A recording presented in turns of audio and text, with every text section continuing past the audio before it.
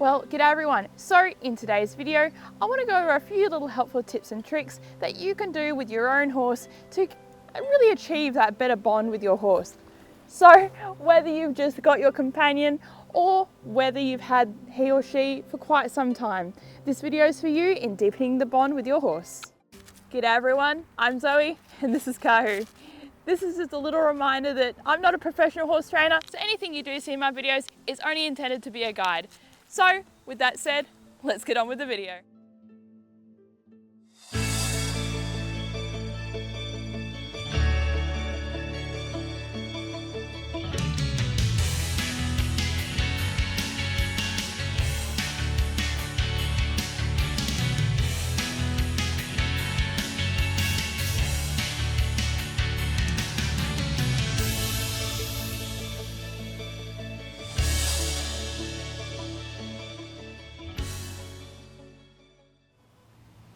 Seems simple, doesn't it? A simple meal and it's like, how am I bonding with my horse? Well, as you can see with Kahu behind me, as a result of different things that we've done, he holds some degree of respect for my space and the ground rules that I've set in place for him. This is partially because any time that I fed with him, I do encourage him to wait before I feed him, and early on I actually sat with him while I fed him. And that's one thing that you can do with any horse, whether you've just got them or whether you've had them for quite some time. If you've got a horse that's nervous when you're around them and a little unsure of human contact, this one can certainly help the nervous horse really come out of their shell. Okay. So this is something that I did with Kahu since day one. I'd sit with him while he had his food just like this, so that he got used to the sound of my voice, my smell, and any other mannerisms that I had. It meant that I got to know him better as well, and just my presence alone is helping that bond. You see, horses build bonds through that social contact and just being around each other. So it stands to reason that we can mimic that behavior as humans by just being with them. Now, Cora here came to me 4 years ago in the May of 2020. She'd been emotionally and physically neglected, and she really didn't have the body shape to really stand up for that winter. But with time and love, she's really come out of her shell, and particularly after I lost Jewel, Cora was left with one of two options for herself alone to make that decision.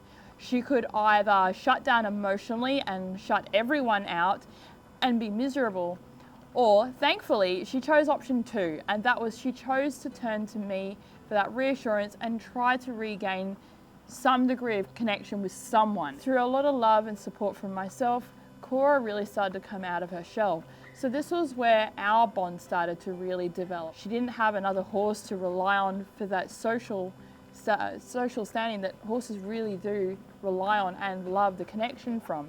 Of course, there are exceptions to that rule, and there are plenty of horses who really don't want to be around other horses.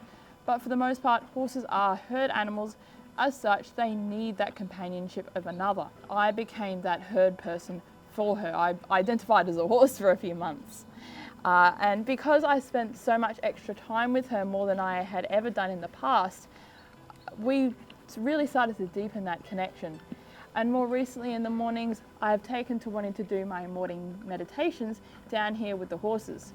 And that meant that although I'm not giving Cora one-on-one attention directly, I'm still having that social interaction with her as she would have with another herd mate present in the pasture. They're not necessarily interacting with each other, but they are present in the moment with each other in that setting. And this is something that me doing my meditation around her can also help. I'm quieting my energy and I'm being more present, not just in myself, in my body, but in the moment. And this is an area where horses live very deeply. They live very much in the moment.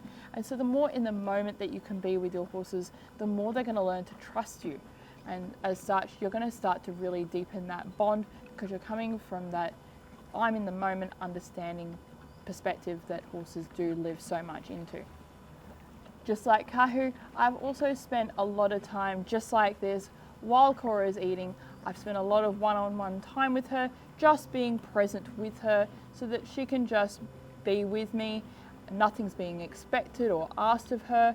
It's simply just her having her meal and I'm just spending time. Now, spending time with your horse doesn't necessarily have to be doing nothing, nor does it automatically mean that spending time with them means groundwork, because when you're doing this, unless the horse really enjoys and wants to engage in what you're doing, is it really something that they enjoy, or are they just simply doing something for us? If the answer is the latter, then you're not really deepening that connection with them, because they're not doing it because they want to. It's like they feel obligated to, unless you have a horse that really wants that engagement. So you got to go through your checklist. Okay, what does my horse really love to do? Do they love it when I scratch them up here on the wither?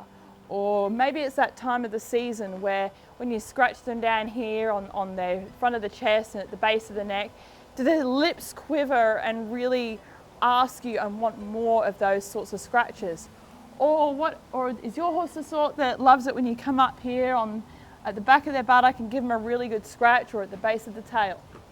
These are all little indicators that your horse is liking the engagement you're providing. And these are the sorts of activities that you want to do more of.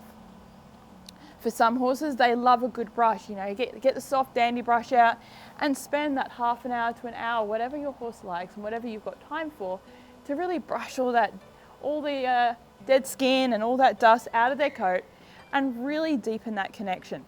Grooming is a huge part of a horse's social circle. You'll often see them down in the paddock, they'll scratch each other on the wither facing each way, and then you'll see them switch and they'll be grooming each other on the other way. Grooming not only benefits each other in how their body functions in getting rid of dirt, bugs, scabs, anything else present in the coat, including loose hair, but it also helps form that connection and deepen the bond between horses. Of course, this also means that if you're doing this to your horse, you're also deepening the connection with them too.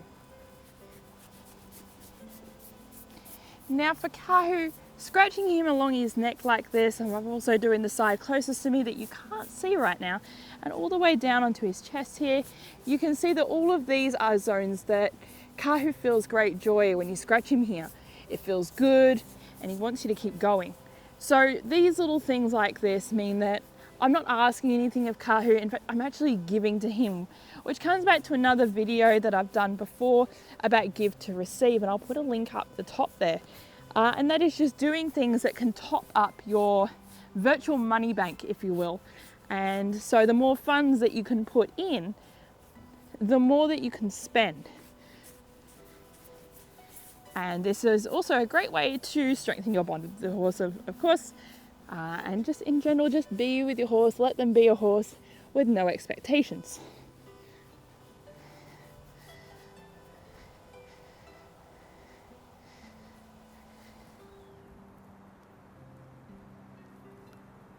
Another obvious one that you can do with your horse is literally what I'm doing here.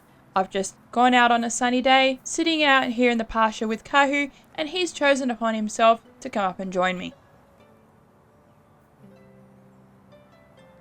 Sitting here like this means that Kahu's taken it upon himself to come and join my space, so he's learning to trust and be inquisitive all on his own. I'm not asking anything of him, it's just simply being there with him in the moment. While sitting here like this, I'm focusing on my breathing, keeping my energy low, and a secondary to this task is also looking directly at Kahu's chest and doing the deep breaths like you would in meditation, because it has a calming effect on the horses, and by extension, you're helping that bond as well. Okay, so that concludes today's video. I hope it was found helpful to some of you, and as always, if you have any questions, do drop them in the comments below. I'd love to hear from you, and until next time, Kahu and I will see you next time.